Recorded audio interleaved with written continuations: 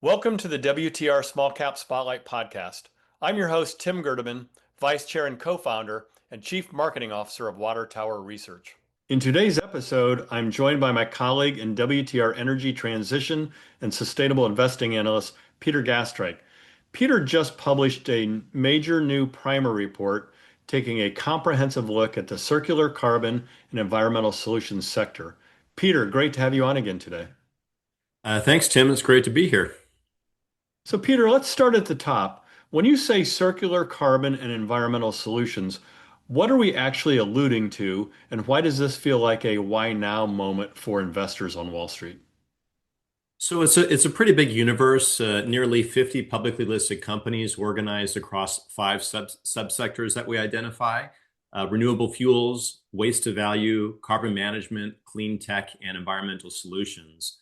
What connects these sectors is that they're all turning environmental problems into genuine commercial opportunities, which is a different way of thinking about it than the ESG framing that most investors were used to in the past. The why now really comes down to a structural reset that's been playing out. 2024 and 25 were pretty tough. Oversupply in renewable fuels, you had policy uncertainty across pretty much all of these companies. Capital was tight. But heading into 2026, the picture has really changed. Capacity has rationalized, mandates are accelerating, and the policy environment has tightened meaningfully in the sector's favor. And then the Strait of Hormuz crisis was a real turning point. It really reframed things like domestic renewable fuels and recovered critical minerals as critical infrastructure in a way that's going to stick well beyond any resolution that we may have in the Middle East. Great. So, you have identified 9 investment themes that cut across these subsectors. Can you walk us through the ones you think matter most right now and thus worthy of investors' immediate attention, Peter? Well, the regulatory tailwinds theme is the foundation in that it genuinely applies across all five subsectors.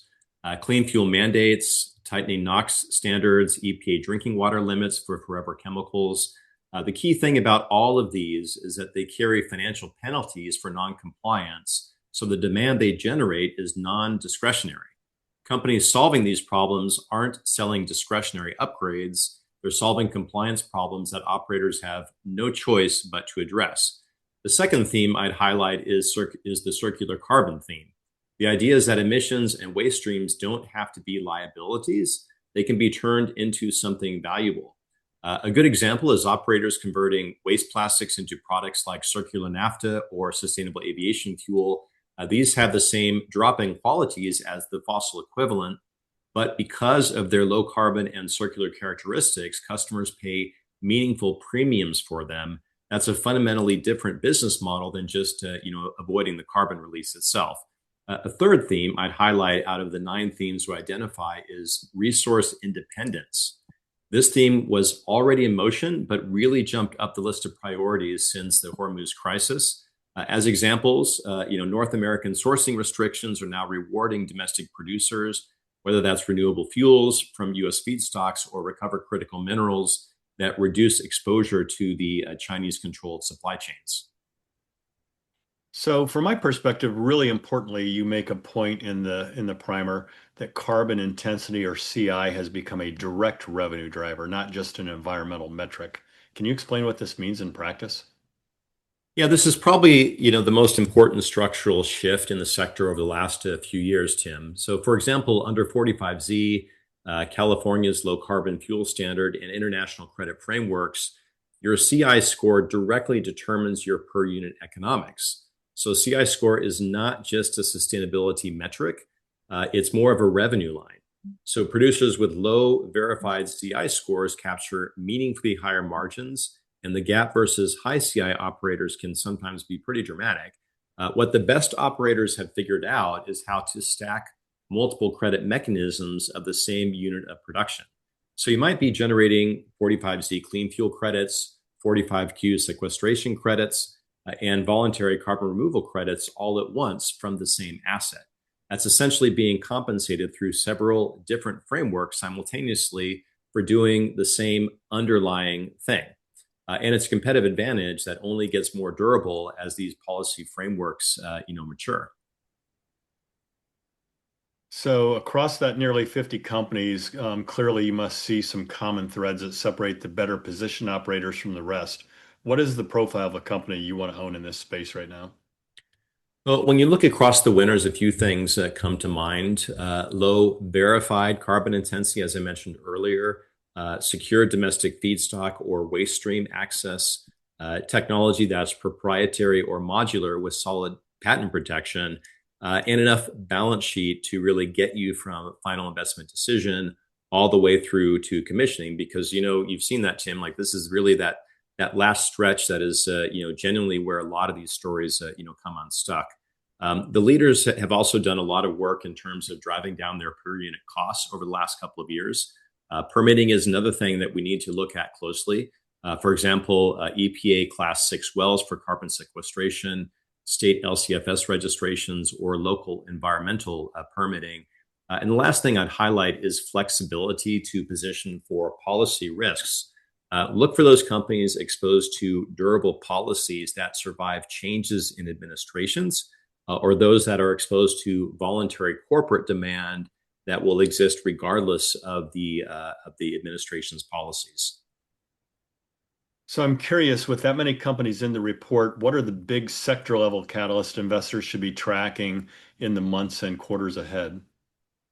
Well, on the environmental solutions side, the PFAS compliance clock is probably the most immediate thing to watch. EPA drinking water limits are confirmed, which means utilities, military installations, and industrial site owners are committed to spending on remediation.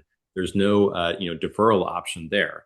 The technology requirements are also very specific. So operators with proven platforms are going to have real pricing power as things tighten up. In waste to value, several operators are approaching first commercial revenue after extended development and pilot phase. And those early proof points are going to matter a lot for that next wave of adoption and investor confidence. And for renewable fuels broadly, which is the biggest amongst these subsectors, the 45Z final regulations are the single most important policy event on the calendar. They set per gallon economics for SAF, renewable diesel, RNG, and low carbon ethanol for years to come. So really, a lot of investment decisions are waiting on that clarity. So I'd be remiss if I didn't mention this sounds like a great comprehensive resource for investors looking to navigate the space. Are there any specific companies you want to highlight here to wrap up? And also, would you please mention where investors can find your primer, Peter? Well, I won't recommend the specific companies here. We'll provide this as a bit of a teaser. But whilst the primary primer profiles 50 companies in the space, I'd suggest investors start with the 15 companies that WTR has under coverage in this area by our research department. Since we've already done a lot of the work, a lot of the groundwork there for investors with our due diligence packages. So that's a sensible place for investors to start, is those 15 companies. Also, I'd strongly suggest taking a look at our 3 circular carbon and environmental solutions symposium podcast. It was in 3 parts. And we also had a lot of reports around that before the podcast and also recap reports afterwards. Those will also provide a great introduction across around a dozen companies right there. So it's all available right here at Water Tower Research on our website and on major research aggregators. Well, I appreciate your time today, Peter. It's a really interesting report. I know investors will be excited to delve into it. So have a great day and thanks for joining me.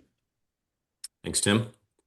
Thank you for listening, and don't forget to subscribe, as well as visiting www.watertowerresearch.com to stay up to speed on the company's small cap written research reports, podcasts, fireside chats, industry-specific symposiums, and conference schedules. We will see you next time for another edition of the WTR Small Cap Spotlight Podcast. Finally, a special thanks to the producer and editor of the podcast, Krista Fitzpatrick.